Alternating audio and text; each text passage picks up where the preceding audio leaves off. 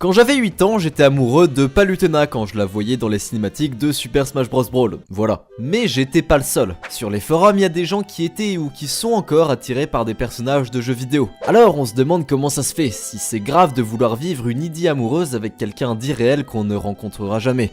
Et c'est peut-être ou a peut-être été même votre cas auparavant. Et bah c'est ce dont on va parler aujourd'hui dans cette petite vidéo thème Saint-Valentin. Il y a plein d'histoires de ouf avec des gens qui se sont rencontrés et mariés grâce aux jeux vidéo, ou même mariés à des jeux vidéo. Ouais.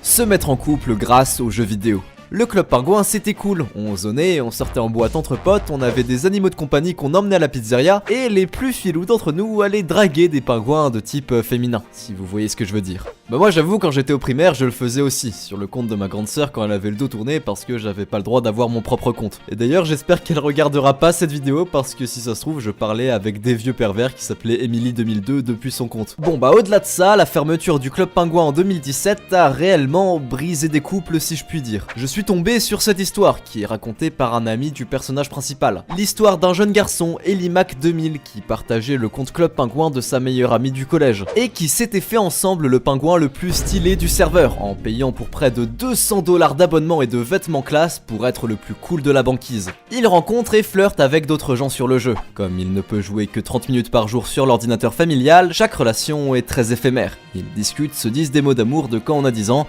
puis c'est fini et ils ne se reparlent presque plus. Un jour, il rencontre Maxi 2700, une fille dont il tombe amoureux et avec qui il passe plusieurs mois à jouer, sortir dans leurs igloos ou à la pizzeria et puis d'un coup, plus rien. Aujourd'hui, Elimac n'a plus vu Maxi depuis au moins 5 ans. Il rend visite chaque année à son igloo, mais elle n'est jamais à la maison. Le club pingouin ferme le 29 mars 2017, c'est donc le jour où Elimac mourra. Il a actuellement 3123 jours, je l'ai emmené faire un dernier tour au stade de foot l'autre soir, mais au fil des ans, les pom-pom girls ont disparu. En lisant cet article, je crois que ce qui m'a le plus fait bader, c'est la conclusion. J'ai peur d'oublier ces flirts qui ont existé, car elles m'oublieront. Je ne saurai jamais qui est devenu célèbre, est morte jeune, est allé en prison ou a eu un bébé. J'espère que ces gens iront dans un meilleur endroit, quelque part dans l'espace internet. En naviguant d'article en article, je suis tombé sur cette vidéo, un couple club pingouin se rencontre pour la première fois dans la vraie vie. C'est assez émouvant si je puis dire, n'hésitez pas à aller les regarder, c'est marrant et ça vaut le détour. Mais des cas comme ça, bah il y en a plein qui ont réellement abouti, il y a des vrais témoignages de couples qui se sont rencontrés en ligne. Ce sera peut-être la norme dans 25 ans de dire à nos enfants qu'on a rencontré leur mère dans un lobby Call of. Ou alors en l'insultant sur League of Legends, mais c'est moins probable. Philippe et Catherine se sont rencontrés, sinon je ne ferai pas cette blague. Ce jeune couple s'est rencontré sur un jeu en ligne, The Secret Worlds. Ils ont commencé gentiment à parler sur le chat, ont joué ensemble, puis se sont vus plusieurs fois jusqu'à se mettre en couple et se marier dans la vraie vie. Dans la même rengaine, sur Second Life, un gars de Chicago et une fille de Milan qui flirtent ensemble sur le jeu, à des milliers de kilomètres. Mais le feeling passe bien, et ils décident de prendre l'avion pour se voir en vrai, et là, c'est le choc. Ils sont aussi beaux gosses en vrai que dans le virtuel. L'alchimie fonctionne direct et les emménagent ensemble. Aujourd'hui, ils sont mariés et ont un petit garçon, Liam. On a eu la même histoire avec des membres d'une guilde World of Warcraft, sur le fil Reddit de Team Fortress 2, dans le chat de The Infinite Black, mais bizarrement, il y a vraiment aucun couple qui s'est formé grâce à League of Legends. Perso, je vois ça et en vrai, ça me rend heureux. Je souris quand je lis toutes ces histoires, sachant que j'ai moi-même un ami qui a rencontré sa copine actuelle sur un serveur Minecraft. Également, avec l'épidémie, on a eu aussi pas mal de gens confinés, et donc pas mal de mariages annulés. Du coup, les gens ont fait comme ils pouvaient, et on a eu droit à des cérémonies de mariage sur Animal Crossing New Horizons quand le jeu était hype. Et dans le même style, on a cette vidéo incroyable. Ce mec fait tester un niveau de Mario Maker à sa copine en la filmant comme si de rien n'était. Et il la demande en mariage dans le niveau. Et sa réaction est super marrante. Yes, of course. Yeah.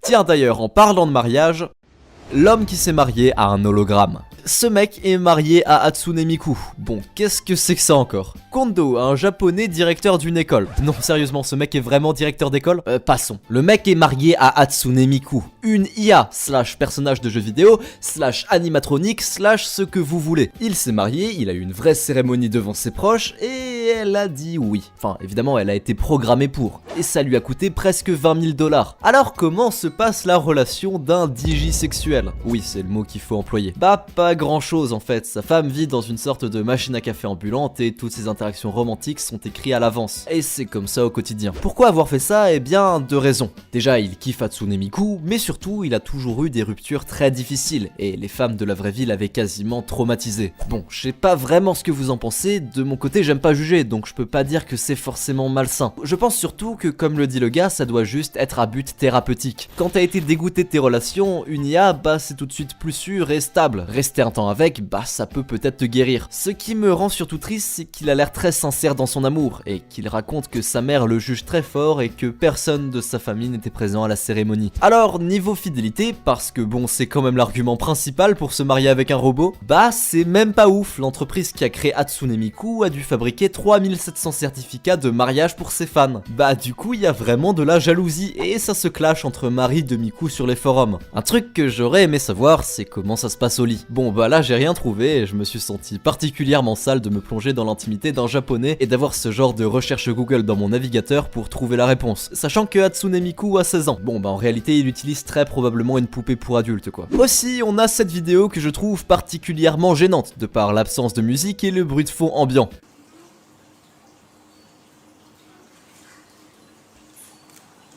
Une compagnie de jeux vidéo japonaise, étonnamment, lance leur nouveau jeu, Nitsuma Lovely X-Cation, édition spéciale New Wife. C'est une sorte de visual novel, un peu gnangnan je trouve, où tu dois choisir entre 3 filles avec qui tu vas flirter, et l'une dont tu vas avec te marier physiquement. Si t'es chanceux, la compagnie te choisit et te fait une vraie cérémonie de mariage en réalité virtuelle, qui ne t'engage à rien juridiquement parlant, où tu embrasses un marshmallow et tu te retrouves marié dans le jeu du coup. Je sais pas du tout si je dois gaulerie ou me sentir mal à l'aise. À ce propos, encore une fois au Japon, l'entreprise Gatebox Lab, pour leur campagne de recrutement, ont décidé d'offrir une prime à tous leurs employés mariés avec un personnage virtuel. Faut remplir un formulaire et tout, mais c'est possible. La prime s'élève à 45 $ par mois, plus un jour par an de congé payé, la date d'anniversaire de votre conjointe. N'hésitez pas à postuler si ça vous intéresse.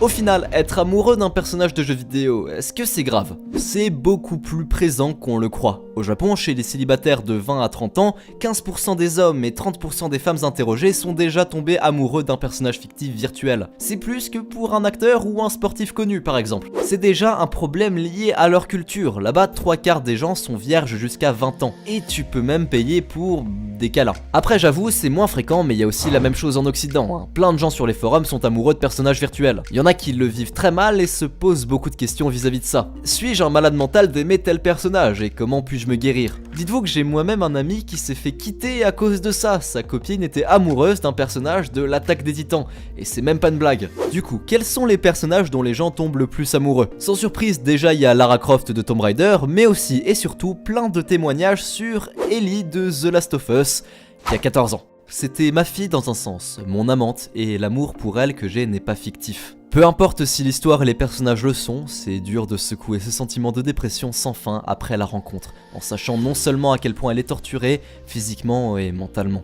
Mais c'est ainsi que la série se termine avec notre réalité. Je t'aime, Ellie. Alors sur les forums, les gens s'engueulent, se traitent de dégénérés, voire même de bien pire avec des mots très méchants qui se terminent par fil. Du coup, là va falloir faire la nuance entre attirance sexuelle et léger attachement et crush sur un personnage fictif avec qui on vit des aventures. Car ça n'a rien à voir et ça a deux significations complètement opposées pour les sociologues. Parce que rassurez-vous, si c'est votre cas, ça n'a rien d'anormal, y a rien à soigner. Ça montre juste que vous pouvez tomber amoureux et c'est très bien. Sociabiliser avec plus de gens dans la vraie vie qui partagent vos centres d'intérêt et qui kiffent aussi le personnage et ça partira avec le temps, comme pour oublier un humain en fin de compte. Ça découle avant tout d'un problème de sociabilisation plutôt qu'une maladie mentale. Il y a eu ça de tout temps, depuis les personnages fictifs de littérature antique jusqu'à aujourd'hui. Par contre, venez vraiment pas me parler si vous êtes attiré par des gamines de manga de 10 000 ans là, elfes de la forêt, ça c'est très chelou. Bref, voilà, c'est en aucun cas un souci, il faut voir ça comme quelque chose à prendre pour ce qu'il est, un truc marrant et léger. Et surtout pas stigmatiser ou voir ça comme un problème. Si vous avez des anecdotes marrantes à ce sujet, partagez-les en commentaire et dites-moi quel personnage de jeu vidéo aimiez-vous quand vous étiez plus jeune. Merci pour votre attention, n'hésitez pas à liker la vidéo, allez les amis, ciao. Et merci beaucoup évidemment à Kun, Shirai et Numis pour le montage.